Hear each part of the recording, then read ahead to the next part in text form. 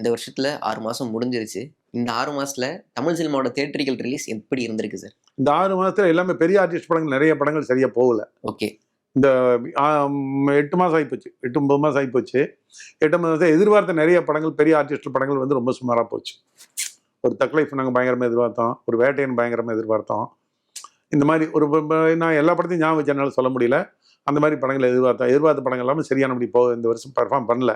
ஆனால் எதிர்பார்க்காத படங்கள், ஒரு தலைவன் தலைவி ஆகட்டும், ஒரு லப்பர் பந்து ஆகட்டும், இந்த மாதிரி ஒரு மாமன் ஆகட்டும், இந்த மாதிரி படங்கள் வந்து பெரிய இருக்கு. பெரிய ஆர்டிஸ்ட் படத்துல இந்த வருஷத்துல நம்பர் 1 வசூல் பெரிய ஹிட்டுங்கிறது இந்த படம் தான். இந்த படம் தான்.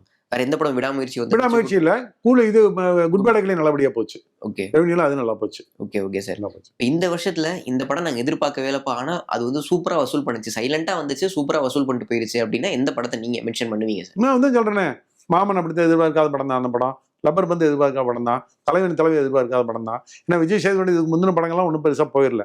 அதுக்கு முந்தின ரிலீஸ் ஆன ஏஸ் படம் ரொம்ப சுமாரா போச்சு. சரி, அதை வச்சு தலைவன் தலைவி வந்து ஓப்பனிங்கோட கொஞ்சம் பரவாயில்லாம தான் இருந்தால் பெருசா இல்லை.